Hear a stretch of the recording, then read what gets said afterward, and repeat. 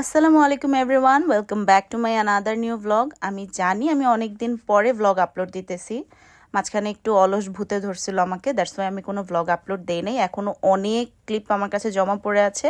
আপনারা যদি আমাকে উৎসাহ দেন তাহলে আমি ব্লগগুলো আপলোড দিব। আর এই ব্লগটা করা হয়েছে মনে করেন একদম হুট করে ডিসিশন নিয়ে ব্লগটাও করা হয়েছে, আর ঘুরতে যাওয়াটাও হয়েছে আমাদের একদম হুট করে। তো আমরা রাত 11টার সময় কল্যাণপুর কাউন্টার থেকে বাসে উঠে পড়লাম। আর এবারের আমাদের গন্তব্যস্থল হচ্ছে বান্দরবান। আর বান্দরবানের আমরা কোথায় যাচ্ছি এটা আপনারা ভিডিওটা দেখতে থাকলে বুঝতে পারবেন। আমরা হচ্ছে বান্দরবান বলতে আমরা যেটা বুঝি নীলগিরি নীলাচল, আমরা কিন্তু ওই সাইডটায় যাইনি, একদম ডিফারেন্ট একটা সাইডে গিয়েছি। আর এর আগে আমরা যে জায়গাগুলোতে ঘুরতে গিয়েছিলাম, আমরা গিয়েছিলাম কাজিনরা মিলে। তো এইবার গিয়েছি আমি আমার ফ্রেন্ডদের সাথে। তো হঠাৎ করে প্ল্যান করে আসলে যাওয়া, দেখতে দেখতে আমরা চলে এসেছি মায়ামিতে।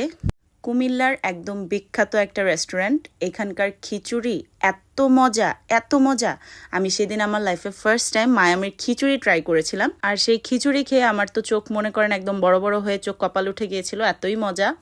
আর আমরা যখন বান্দরবান যাব ডিসাইড করি তখন এত শীত, ঢাকা শহরে তখন মানে 11 ডিগ্রি সেলসিয়াস এই টাইপের শীত পড়েছিল।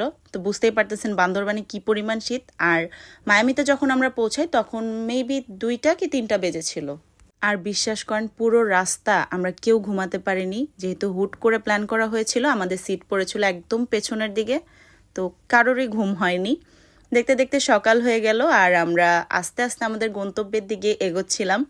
আর ওয়েদার এনজয় করতেছিলাম, বেশি একটা এনজয় না কারণ প্রচুর শীত ছিল। তারপরও এক্সাইটমেন্টের ঠেলায় বেশি একটা শীত আমি ফিল করতেছিলাম না, যদিও আমার কাছে মনে হয়েছে যে ঢাকায় বেশি শীত বান্দরবানের চাইতে।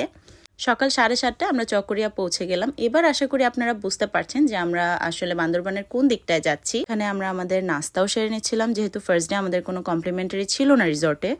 ফলোয়ার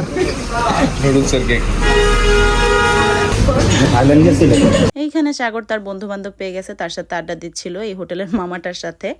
এখান থেকে আমাদের চাঁদের গাড়ি করে যেতে হবে আমাদের রিসর্টে। তো চাঁদের গাড়ি ওরা ছেলেরা কেউ খুঁজে পাচ্ছিল না। এই সুন্দর চাঁদের গাড়িটা আমি বুক করেছিলাম, আমি মামাকে কনভিন্স করে সব ভাড়াটা ঠিক করেছিলাম।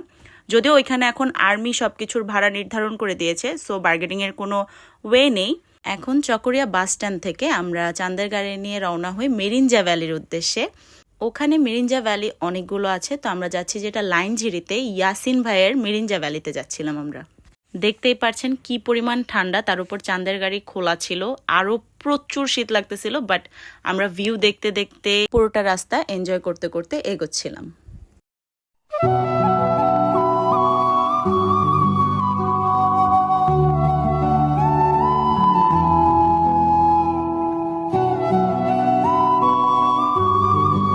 দেখতে দেখতে আমরা পৌঁছে গেলাম আমাদের ডেস্টিনেশনে। চকরিয়া বাস স্ট্যান্ড থেকে এই ডেস্টিনেশন পর্যন্ত পৌঁছাতে আমাদের আধা ঘন্টা সময় লেগেছিল।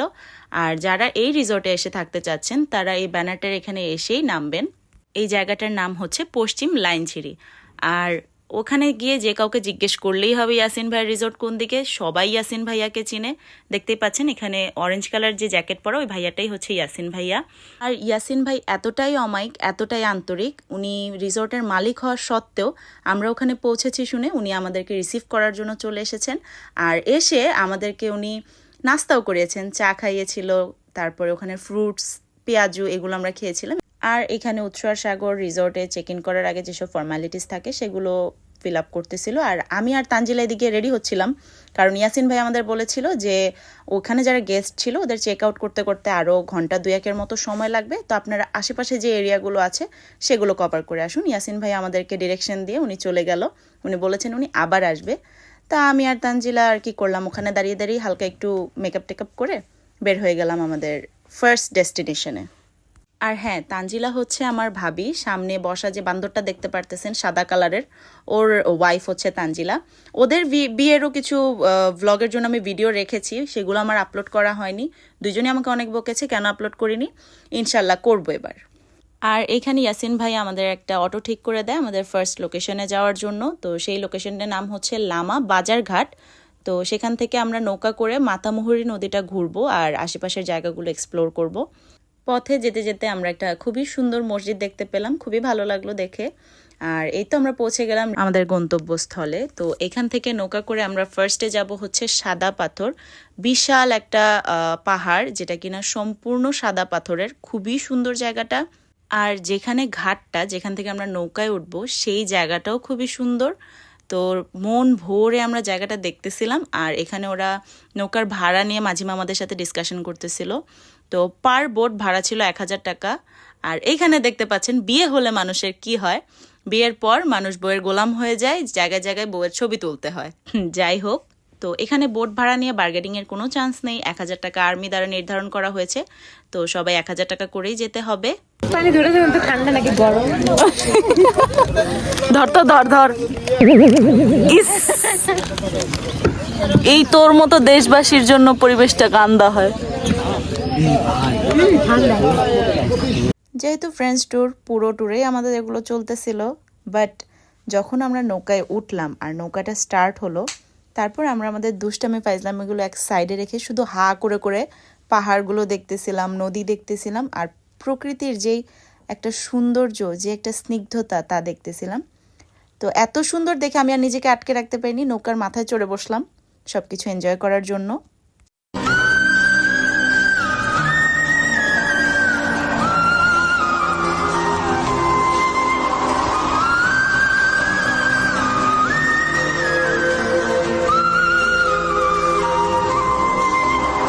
এরপর তানজিলাও এখানে নৌকার মাথায় বসে যায় প্রকৃতি এনজয় করতে, কিছু ফটোস ক্লিক করতে।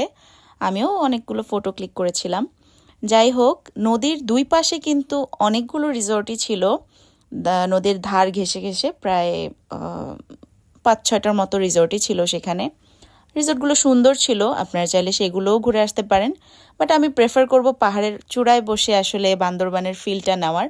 আর দেখতে দেখতে আমরা ফেসবুকে একদম ফেমাস হোয়াইট পিক রিসর্টের এখানে চলে এসেছি। আমরা গিয়ে অবাক হয়ে গেছি যে ওমা, এটা এইখানে।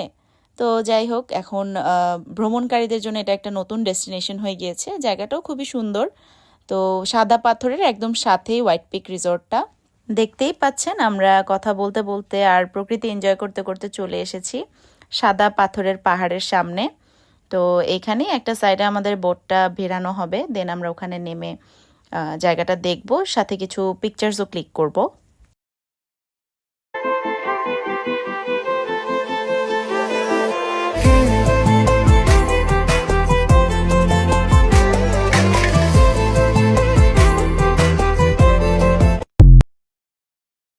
আর এখানে আপনারা দেখতে পাচ্ছেন আমার সাথে ঘুরতে পেরে উৎস কত পরিমাণ খুশি, খুশিতে সে বাঁচতেছেন, এরকম একটা অবস্থা। বুড়া বয়সে হাড্ডি ভাঙবো তোদের, ওই উপর থেকে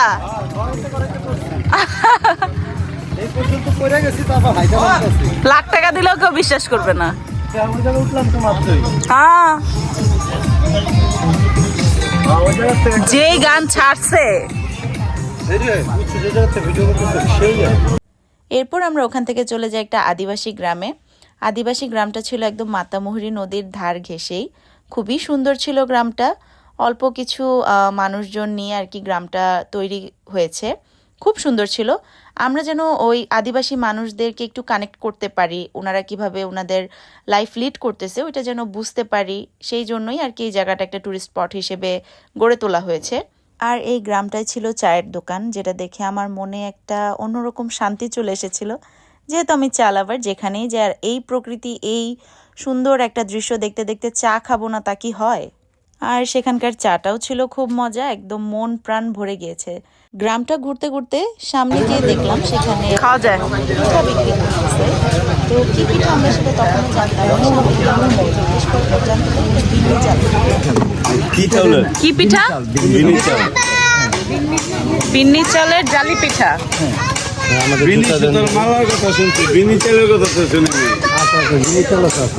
বিন্নি চাল আর কি এটা? হ্যাঁ। পিঠার ভেতরে কি আছে? চিনি, খিসা আর না নারকেল। নারকেল খেয়ে দেখো কেমন। খাও, আগে তুমি খাও। না তুমি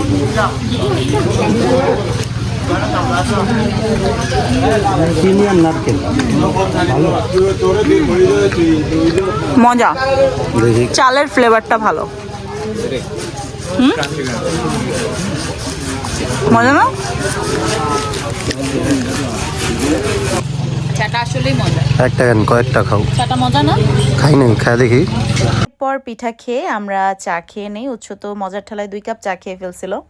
তো এখান থেকে আমরা যাব আমাদের রিসোর্টের উদ্দেশ্যে।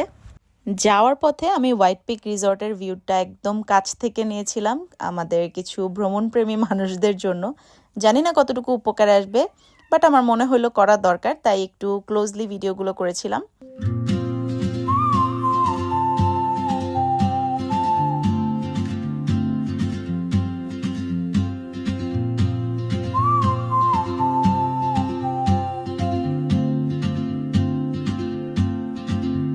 She moves like a map with no borders, a whisper caught in the wind.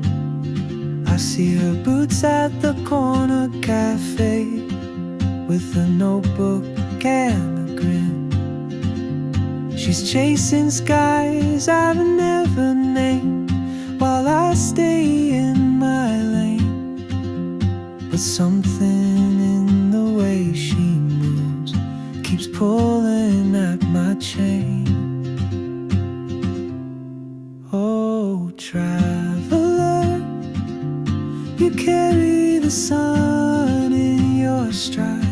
এরপর আমরা আমাদের ডেস্টিনেশনে চলে আসি, বাট এইটা আমাদের ডেস্টিনেশন ছিল না। ডেস্টিনেশন ছিল পাহাড়ের একদম চূড়ায়, একদম টপে ছিলাম। আর সেখানে পৌঁছাতে 40 মিনিটের মতো সময় লাগবে হেঁটে গেলে। এখানে বাইক দিয়ে যাওয়ারও ব্যবস্থা আছে, বাট যেই উঁচু উঁচু জায়গাগুলো আপনারা ভিডিওতে দেখতে পারবেন সামনে, তো সেই জায়গাগুলো আমি মনে করি পায়ে হেঁটে যাওয়াই বেটার। বাইকে না যাওয়াটাই আমার কাছে মানে সেফ মনে হয়েছে।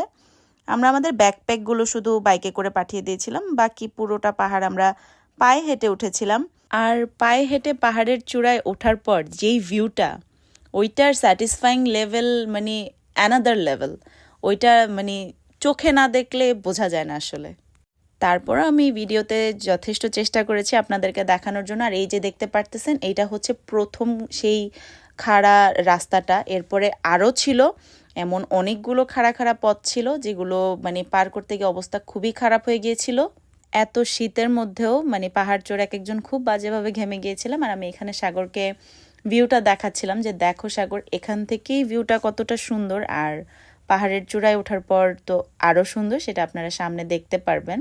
আর এই যে লাস্ট যে উঁচু পথটা না, এইটা ছিল বেশি রিস্কি। এটা একদম উঁচু, একদম খাড়া ছিল। আমি দেখতে পারতেছেন কিভাবে হাত পা সব দিয়ে মানে উঠতেছিলাম পাহাড়ে। এই পাহাড় চড়তে চড়তে আমার ওই রিলসটার কথা মনে পড়লো যে পাহাড়ে গিয়েছিলাম মেন্টাল হেলথ ঠিক করতে, এখন দেখি আমার ফিজিক্যাল হেলথও খারাপ। তা আমার অবস্থা হয়েছে ওরকম আর কি। আর হ্যাঁ, এখান থেকে আপনারা নিশ্চয়ই দেখতে পাচ্ছেন ভিউটা। এখান থেকেও আরও উঁচুতে আমরা উঠবো, আমাদের রিসর্টটা আরও উঁচুতে। ওইখানে গিয়ে মানে মনে করেন আমার মনে হয়েছে আমি ওখানকার সবগুলো পাহাড়ের চাইতে উঁচুতে আছি। আর মনে হওয়ার কিছু নেই, দেখলেই বোঝা যায়। বাকি পাহাড়গুলো আমরা যে রিসর্টটায় ছিলাম ওই পাহাড়টার থেকে নিচেই ছিল। তো রিসর্টে ওঠার পর শাওয়ার টাওয়ার শেষ করে আমরা খাওয়া দাওয়া করতে বসি। একদম রিসর্টের নিচ থেকেই ওনাদের লোক এসে আমাদের খাবার দাবার দিয়ে যায়, ওপরে পানি খাবার এগুলো সবই আমাদের দিয়ে যায়। বাট প্রবলেম একটাই হয়ে গিয়েছিল, ওনারা আমাদের ওয়ান টাইম প্লেট দিতে ভুলে গিয়েছিল। তারপরেও এটা আমরা অ্যাডজাস্ট করে নিয়েছি, কারণ এত উপর থেকে নিচে আসলে প্লেট আনতে পাঠানোটা একটা অমানবিক ব্যাপার। না তুমি আমার পুটা প্যাকেট দাও, খাইতে দিছে প্যাকেটটাও ছিড়া, ডাইল হেন্দা পড়া যেতেছে, ভাবতাছি নিজ দা চুমুক দেবো। জোকস অ্যাপার্ট, ওনারা আমাদের অনেক আপ্যায়ন করেছে, এটা জাস্ট আমরা ফান করছিলাম। যাই হোক, আমরা আস্তে ধীরে আমাদের খাওয়া দাওয়া শেষ করে আমরা রেস্ট নিয়েছিলাম বেশ কিছুক্ষণ। দেন আমরা বিকালবেলা উঠে ভিউটা এনজয় করি, রিসর্টের আশেপাশে পুরোটা দেখি। খুবই সুন্দর ছিল, কুয়াশা ঢাকা, চারিপাশে শুধু পাহাড় আর পাহাড়, খুব ভাল লাগছিল। আর রিসর্টে আমরা কেবল 4 জনই ছিলাম, খুব ভাল লাগছিল আমাদের। এইখানে এই ছোট ভাইটা রাতে না সন্ধ্যায় আমাদের মুড়ি মাখা খাওয়ানোর জন্য আয়োজন করছিল। আর রিসর্ট থেকে নিচে নামলে এখানে হচ্ছে একটা চায়ের দোকান, এখানে আপনি যাবতীয় চা পানি নাস্তা টাস্তা পাবেন। এই যে আমাদেরকে মুড়ি ভর্তাও দিয়ে দিয়েছিল। আর হ্যাঁ, মুড়ি ভর্তাটা অনেক মজা ছিল।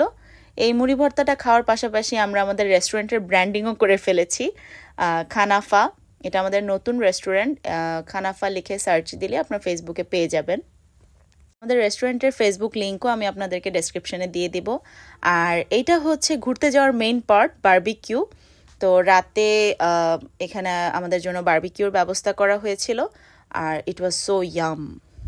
ওদিকে বারবিকিউ হতে হতে আমরা এখানে রাতের ভিউটা এনজয় করছিলাম টং দোকানটার সামনে বসে। খুব ভালো লাগছিল। আশেপাশের রিসোর্টগুলো শুধু হালকা আলো জ্বলছিল, সাথে আমাদের রিসোর্টটাতেও ভালো লাগছিল। এটা আসলে একটা অন্যরকম একটা ব্যাপার আর কি। এটা হচ্ছে সশরীরে ওইসব জায়গায় উপস্থিত না থাকলে আসলে এই ব্যাপারগুলো ফিল করা যায় না, এরকম আর কি ব্যাপারটা।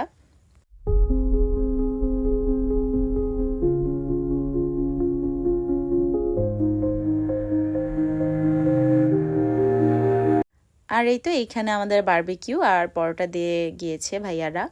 আর এটা হচ্ছে আমাদের 4 বেলার একটা খাবারের প্যাকেজ নিয়েছিলাম আমরা 700 টাকা করে, তো সেটার সাথে ইনক্লুডেড ছিল। আর রাতে সবাই ঘুমায় যাওয়ার পর আমরা দুইজন একটু মি টাইম স্পেন্ড করতেছিলাম, রাতের ওয়েদারটাও এনজয় করতেছিলাম। ভালো লাগছিল, প্রচুর শীতও লাগছিল, বাট ভালো লাগছিল।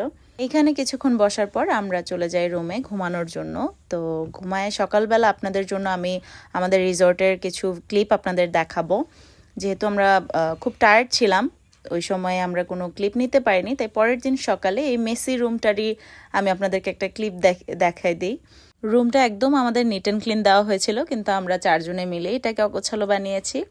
যাই হোক, এটা হচ্ছে অ্যাটাচ ওয়াশরুম। পুরো রিসর্টের মধ্যে এই ভিলাটাতেই হচ্ছে অ্যাটাচ ওয়াশরুম ছিল, যেটা খুবই হেল্পফুল হয়েছে মেয়েদের জন্য, খুবই সুবিধার এটা। যেহেতু আমাদের অনেক সকালবেলা উঠতে হয়েছিল, অত সকালে আমাদেরকে কমপ্লিমেন্টারি ব্রেকফাস্ট দেওয়া হবে না, তাই আমরা আমাদের মাঞ্চিসগুলো খেয়ে ফেলছিলাম, যেগুলো রাতে আনা হয়েছিল। প্রচুর খিদা লেগেছিল যেহেতু সকালে উঠবো। তো নেক্সট ডেতে আমরা আরও নতুন কিছু জায়গা এক্সপ্লোর করব, সেগুলো আপনাদেরকে নেক্সট ব্লগে দেখাবো। সেই পর্যন্ত আল্লাহ হাফেজ, সবাই ভালো থাকবেন, বাই।